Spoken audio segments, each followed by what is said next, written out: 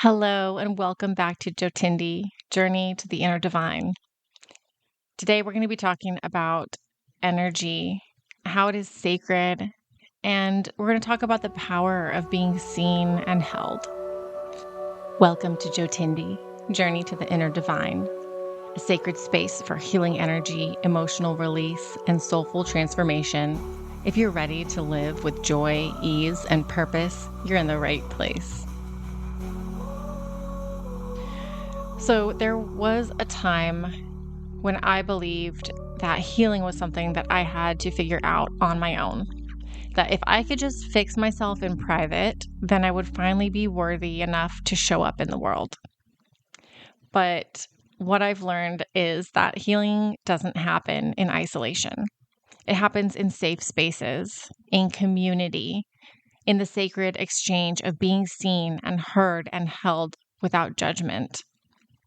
Your energy is sacred, and so is your presence. So, what exactly is sacred energy? It's something that I talk about a lot, and so I think it's important that we're all on the same page with this.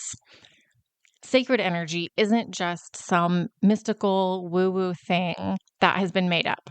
When I talk about sacred energy, I'm referring to the physical and emotional energy of your being, the inherent, divine, and powerful essence within you that deserves reverence and protection and intentional use.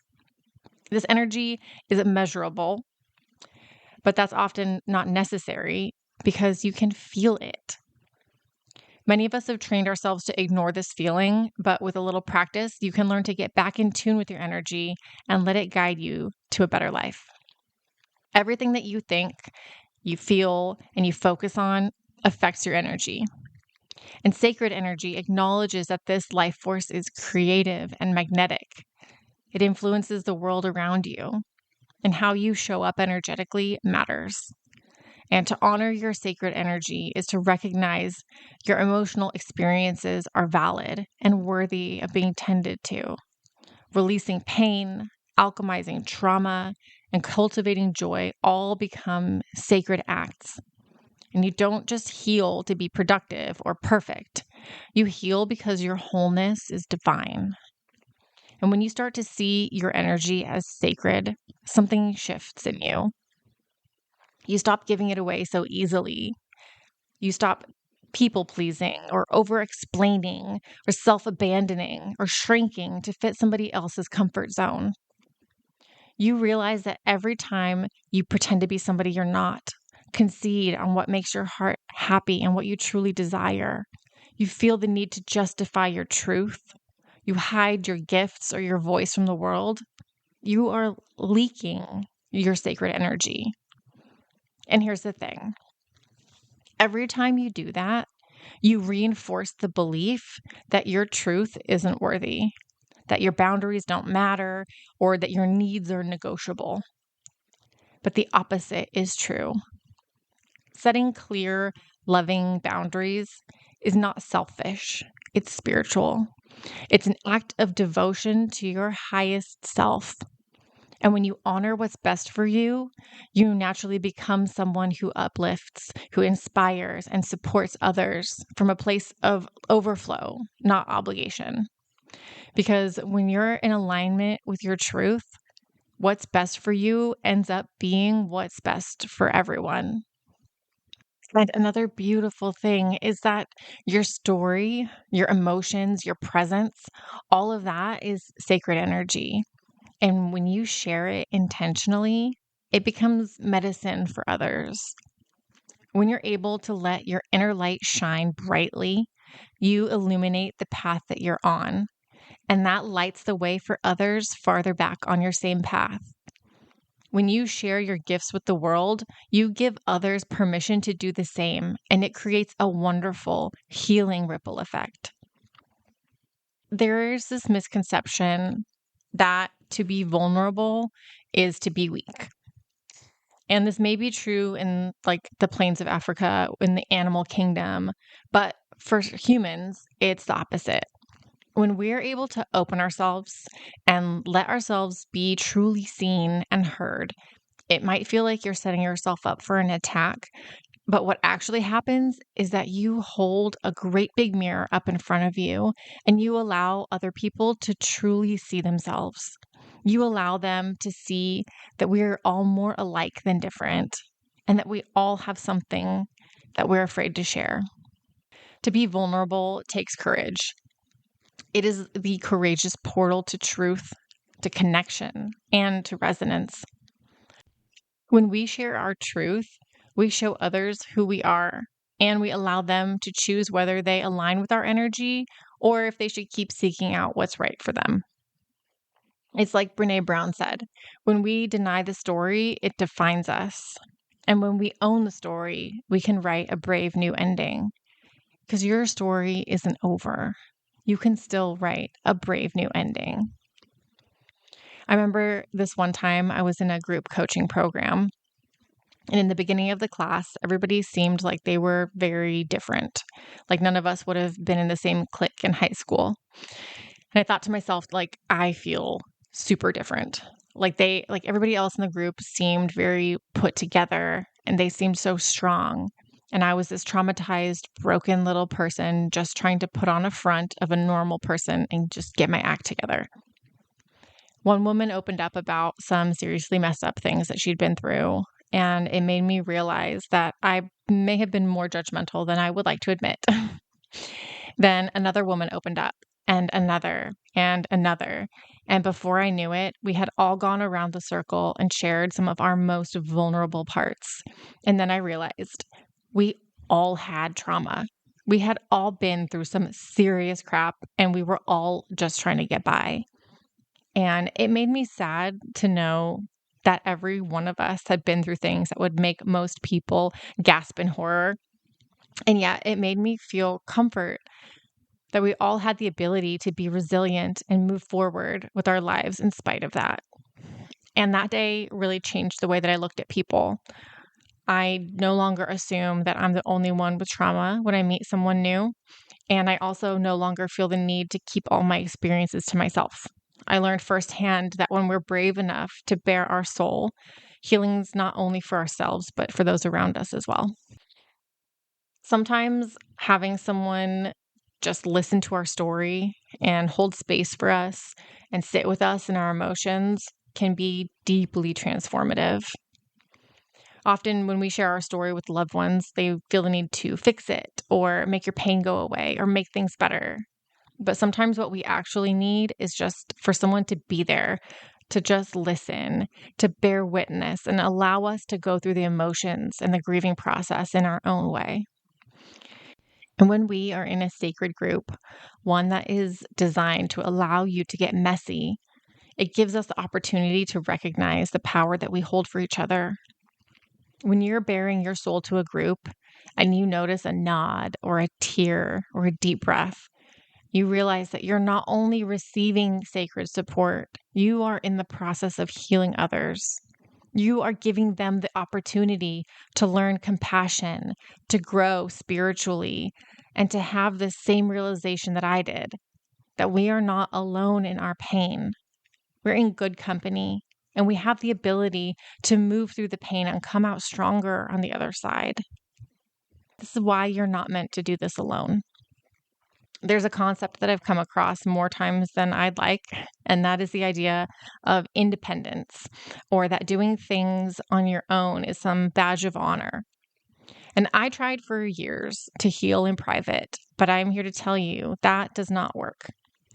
Part of the reason that we end up stuck is because it's difficult to see other perspectives or to shift our mindset or see things in a new light when we're trying to come up with these perspectives with the same thoughts, the same experiences, and the same trauma that got us to where we're at in the first place. On my own journey, I spent years journaling and trying to work things out in my head and on my own. And while I did become massively self-aware, the actual healing process progressed when I allowed myself to receive support. I joined a group coaching program. I did one-on-one coaching. I went to support groups, and I tried new types of therapy other than cognitive behavioral therapy, which is like the big one. Becoming self-aware is a big piece of the puzzle.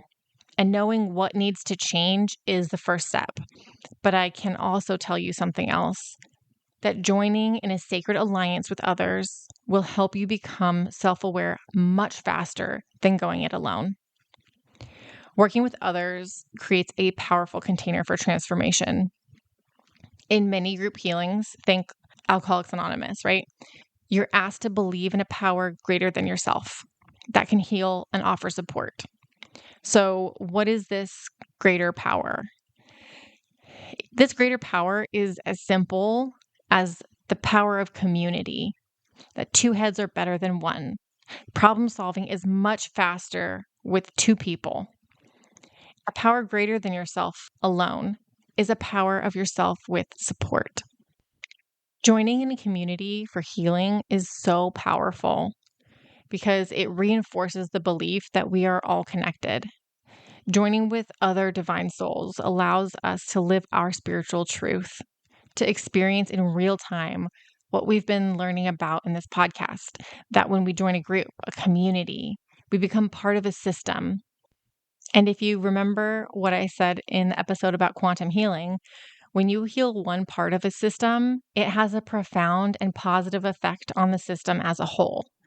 This means that when you are in my soul sanctuary healing circle, when you join a system where we are experiencing healing, you experience healing every time we meet.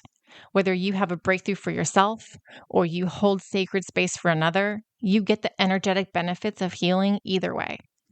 You can walk away from every meeting feeling renewed and one step closer to the life that you've been dreaming of. So, what does this healing circle look like? Imagine sitting in a virtual room with other tender-hearted souls. Maybe you aren't ready to go all in right away, so your camera's off at first. Maybe you don't say a word, but you listen, and you begin to feel seen without having to say anything. And after hearing somebody else's stories, when you're ready, you share, and someone nods. Tears well up in someone's eyes. The energy shifts in the meeting. This is healing. This is sacred. This is true self-care. In the Soul Sanctuary Healing Circle, each meeting is different. This is not a live course where we have a particular curriculum to get through. This is so much more. Each meeting leaves you feeling better than when you came, whether it's a big emotional release that you needed, a hopeful, positive outlook for the week, or to align your energy and unblock your chakras. You can be confident that you're going to get exactly what you need to move forward down your path to your highest and most divine self. In the Soul Sanctuary Healing Circle, we use practices like EFT tapping, guided visualization, journaling, somatic movement, and other powerful practices to help get your stuck energy flowing. And we use judgment-free listening and feedback to help you work through what's weighing heavy on your mind, where there's never any pressure to share. This is a safe space where we are all supported in what we need to thrive. Sometimes just showing up is all you can do, and that's okay. Because the beauty of this healing circle is that you receive exactly what you were meant to receive each and every session.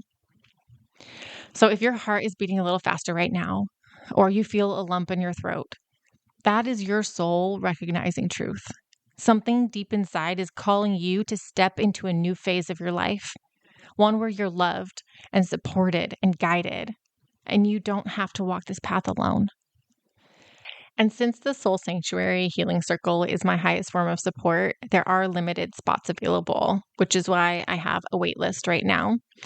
But when you join, each member is invited to join our online community where you can connect with other group members. And I would like to extend an invitation to you to get onto the Soul Sanctuary Healing Circle waitlist so that you can be notified when the circle opens again. And you'll also receive a Sacred Energy Starter Kit. And the link for that is available in the show notes, or you can visit my website, mariahaurora.com. So just to recap, being seen isn't about performing. It's about allowing your soul to show up. And when you do that, you give everyone around you permission to do the same. And don't forget, your energy is sacred. So you should protect it. You should share it wisely. And you should know that when you show up in your truth, even a small whisper of it, you become a healing force for the world. So until next time, stay open. Trust that the space you're longing for already exists. You just have to be willing to enter it. And don't forget, there is no path to happiness. Happiness is the path.